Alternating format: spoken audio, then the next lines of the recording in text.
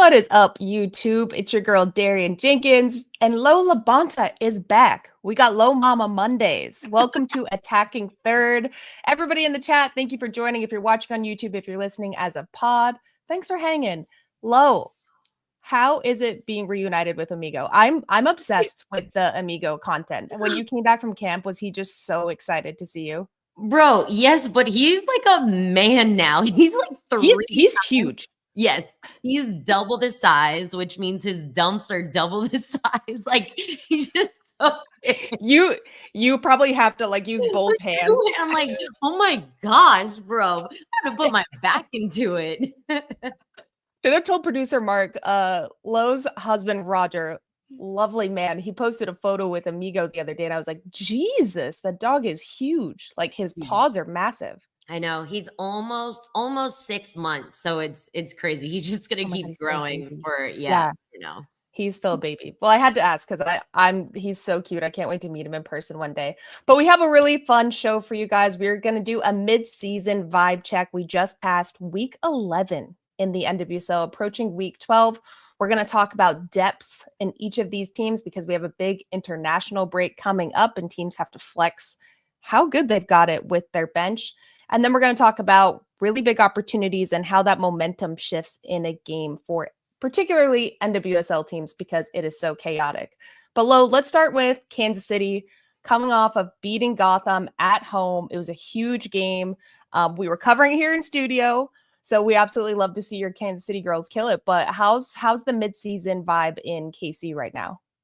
Vibes are up for sure. And the vibes are up because the travel was not the best. Like everything that's going on in those airports up there, I don't even know. But scary. Like, flights getting canceled, delayed, all that. So the girlies got home really late, but today showed up, smiles on their faces, ready to get back to work. I was so proud of them. You know, it's so hard to go on the road, just the travel and everything alone, but to get 3 points on the road. So yeah, they all came back to mama with big smiles. I was so happy. So vibes are up. And there were tech ball tables delivered today. Bro, fun. Vibes are high. Yeah. Oh, I love those. Yeah.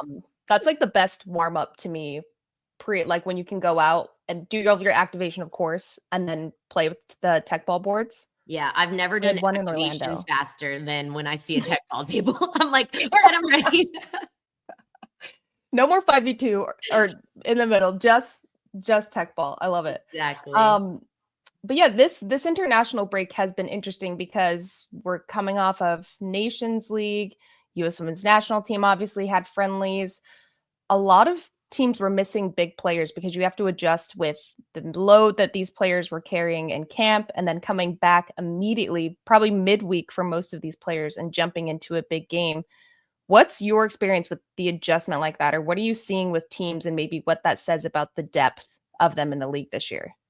Yeah, I mean, first off, I think right before everybody headed off to camp, I think I saw NWSL post that 106 players were called to their national team. 106.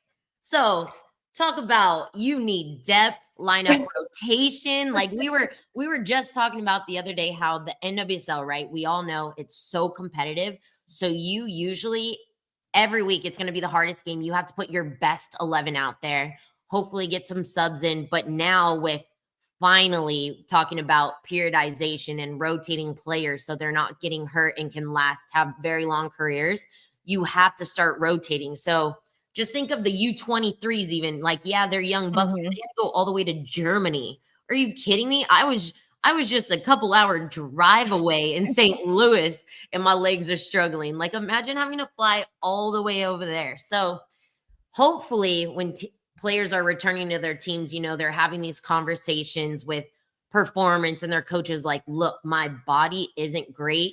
This is the amount of minutes I can play. And I hope we're getting to the point where they can have honest conversations like that. And I hope coaches respect it enough that they're like, okay, yes, I know you're best. I'll take you at 60% over someone else's 100%. But I think you need to respect that so that you can have that player at 100% in the playoffs. But clearly something set something off in me because I'm like, I can go forever on that. But I think, I think of the Spirit, for example, Yeah, their injury report list is always so long. So it's like, so deep. what's going on over there? Yeah, the periodization part is so interesting, and even hearing you talk about that, it makes me think of the adjustment for, like, looking at the younger teams, and in college, you're so used to playing tough games, sure, going into the tournament for 3 months, but the rest of the time, it's periodized for you to train, you have proper rest, you're not going too hard on your body and, in a game format. So I'm looking at teams like in Angel City where I think we're seeing a bit of a lull in the energy that we were seeing in the beginning of the season, and I'm wondering if that's because they have such a young team, like so many young players that aren't used to having to sustain energy this long. I mean, I know when I was a rookie, that was a shock to me trying Yeah. to manage that. Bro, by the time we got to the third drill, I was on all fours. I was like, what are we doing here? This is so hard. But I've actually had this conversations with our head of performance because, now we're bringing in younger players and he talks about how they have to be managed. And I'm like, Mhm. they're 16. When I was 16, we were playing at least 4 games in 2 days. We would go to Oh, Surf yeah. Cup or whatever. We would have game in the morning, game in the evening, semis the next day, finals 3 hours after that. So I'm like, what is the difference? And he's like, well, they're playing grown woman. It's faster. And I'm like, oh, okay. Well, you have a point there. But I'm like, Fair. okay. And then in college, how did we do it? Because we were playing Friday and Sunday. You would travel to That was a crazy change up. like how and doing school and all that on top. Like we don't even need to get into that. But I'm just like, how did we do that? Because then from Friday to Sunday, you would still travel to another state sometimes and then Yeah. play that game and then travel back.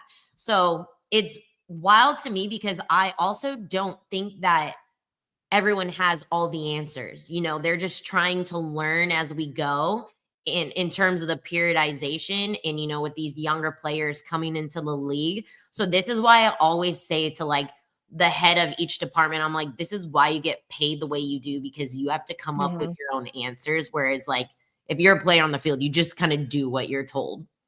And also, players are so annoying. Like, I remember being like, I used to strain my hamstring all the time. And I'd be like, "No, I'm good to play 90. Like, why do I have to sit out this portion of training? I'm not allowed to, like, do extra shooting or anything?" They're like, "No. We know that you're gonna get injured." But that also comes with just, like, I think when you're a young player, you don't think about it like that until you really experience an injury. But with all of that, we saw a lot of rotations with lineups, this last week as in particular due to that. And I think the teams that we've seen thrive, I mean, Kansas City is one of them, and then the teams that we see really struggle with it, it's just interesting, and I'm wondering how you feel that reflects that change in lineup, is for even, like, chemistry on a team and how difficult that is to adjust, especially midseason. Yeah. And I think, we look at two of the ones that we saw a lot of rotation with just because they are constantly rotating is Chicago and Utah, and I think they're not so much they're rotating because they want to rest people. They're rotating to see what works, and Yeah. it's unfortunate that they're having to do that in season play because usually that's what you do in preseason. So they just still haven't figured that out. I mean, Chicago, we saw glimpses like they almost came out with 3 points this weekend, and then Ma Vignola got her first goal this season to tie it up, keep that point. But then there's other teams like Orlando, for example. If I Mhm. was playing against Orlando and saw that bench, I would be like, thank goodness you're not starting. But oh my God, this second half is going to be wild. It was Marta, Angelina, Bandit. Like they had so many stars on the bench. And that they ended up coming out with 3 points, right? But it was a pretty even game majority of the Yeah. time. But I think they've been starting to rotate a little with their center backs. At least they were doing that the last few games. But I think they're starting to do it now because last year when they did a rotation, that first rotation was their first loss. So I think now this is my just guessing, but Seb's trying to see like, I can get these players rest now and then so that I can plan for the playoffs. So there's teams that are fortunate, right? There's teams that are just doing it because they have to, and there's teams that they're pretty high up in the table and they have that, a little bit of grace where they can try and sort something out. Kansas City. But but we're just trying to lift that trophy this year. Come on. It took us a whole year to figure it out.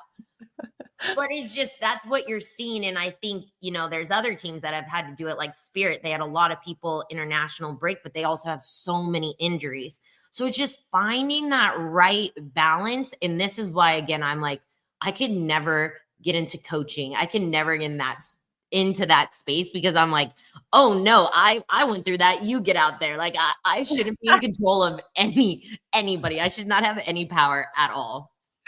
Oh, that's hilarious, because I tried to do coaching when I was like, I think I'm going to retire next year.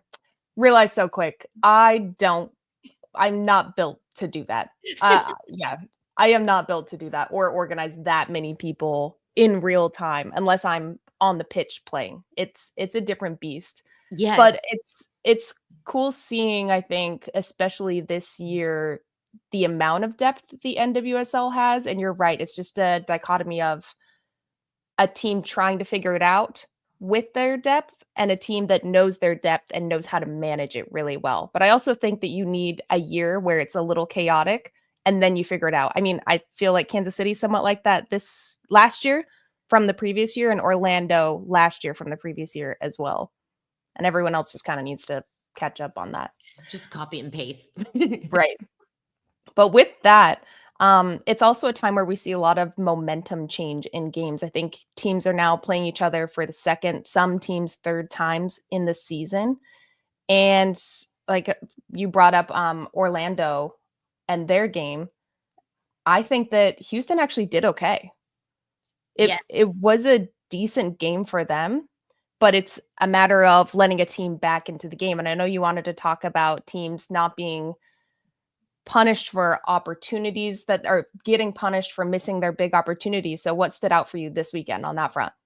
Yeah, well, absolutely too. I don't know in the Orlando Houston game, for example, if this is Yasmin Ryan's case to become a 9, because wow, I loved it. She created, and we've talked about this with Houston, that they're doing well. They're just not getting shots off or good opportunities on goal. And that's she solved that problem being there. I'm expecting her to be there now, probably the rest of this season. I think Emma Hayes probably saw that and was like, oh, we're probably gonna get you back again. Don't quote.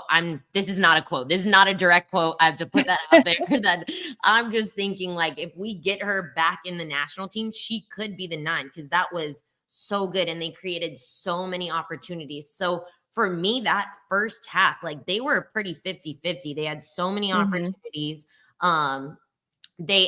Houston ended up, making some subs. Like, what's crazy is this was the first time Sophie Schmidt had stepped on the field for Houston this year. And that's just insane. How crazy is that? Like, we also got back like Paige Monahan for Utah. Like, we're talking about midseason vibes, which is crazy to me. I feel like we've been playing for 14 months already. it's off season was short. I'm like, we're just now getting halfway through. We're just getting some big name players back. But back to Houston and Orlando. They sub on Banda, and they end up getting a goal by Corey Dyke, which again, another first a win. It's just so hard. Like, and these are the things we're saying about our games, is you have to play not just a full 90, you have to play a full 110 minutes, because with extra time and everything these days, that's how long the games are. Yeah, I'm even looking at a team like North Carolina Courage, who I want them to do so well, because they have such a good team. They outshot Spirit 15-11. They outshot them on shots on target with 9-5 as well, but can't get it done and end up getting punished. And those are one of those teams too, where they have depth, they have subs that I think keep the level high, but it's just a matter of you creating so many opportunities, but just nothing's going right now. That one hurt. I think, in our little text thread of my teammates, when we were watching that game, because that was like our off day. So we were all watching and we were like, I'm entertained. I think I literally put that in the group chat. I am Yeah. entertained. It was Courtney Vine's first start this year for North Carolina. They were looking so well. Like we were talking about, or on air, they were talking about the midfield matchups in North Carolina. For me in the beginning was crushing it.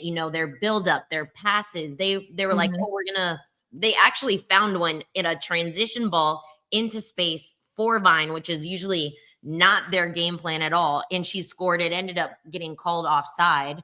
But they were just playing so well. Ashley Sanchez had a very open shot. Then she had another one after that. And then Spirit just go and score. And you're like, oh, but you guys were doing so well. Like They were doing so good. The brutal part of soccer is if you don't finish your opportunity, the other team will capitalize. That's how hard this league is. You have to finish your opportunities. No, 100%. And even I'm thinking of Britt Radcliffe too. Oh, shout out to our girl Britt. Bro, making a case she should have been on our team of the week for A3. Goal and an assist. She wasn't? She was lethal. No, she didn't make the team. Oh, she was lethal in the attack to me.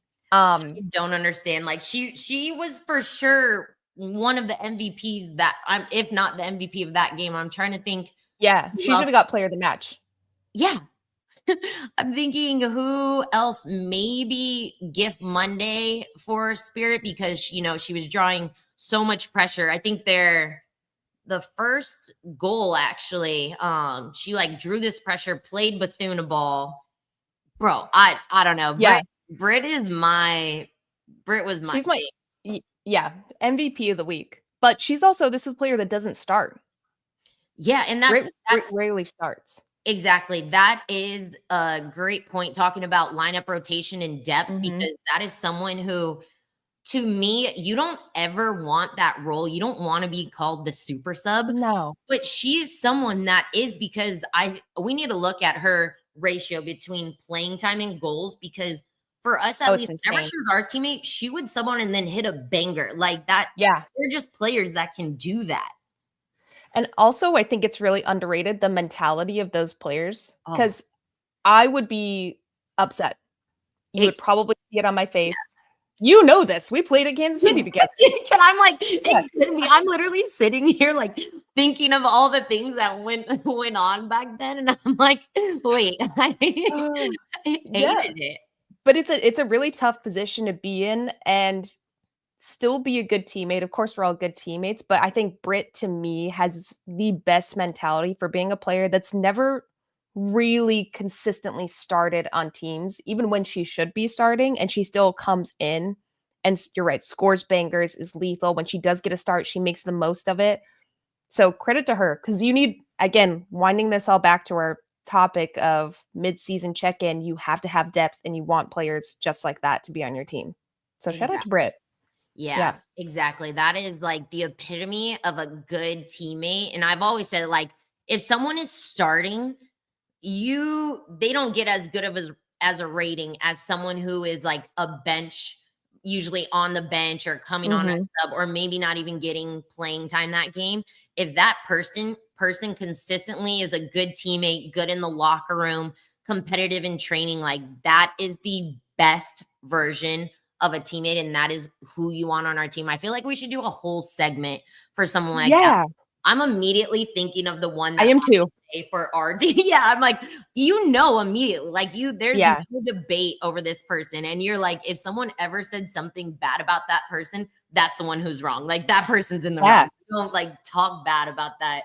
There should be a whole segment on that. We get Zerboni in here, everything. Zeroni, Beatty. No, I love that. Producer Mark, we've got another segment. That'll be great, because I think those are the unsung heroes of teams that don't get the credit because they don't get the same visibility of just a matter of playing time, but arguably the most important people on a team. Yes, for sure. Well, I think that's a great way to wrap the show. We have an idea for next week. Shout out to Britt Ratcliffe. And I did want to send some love over to Sean Nahas. I know he was out from the game this weekend. So sending you all the positive energy we possibly can here at A3. Big friend and sometimes critic of the show, which we like. But guys, thank you so much for sticking with us. Don't forget, A3 is live tomorrow. You've got Lisa, Sandra, and Jen Beatty post TST. Tune in tonight. Her and McCall are going to be facing off in the finals of that tournament. So that's going to be fun. Who you got your money on? We want to know. But from producer Mark, LaBonta, I'm Darian Jenkins. This was Attacking Third.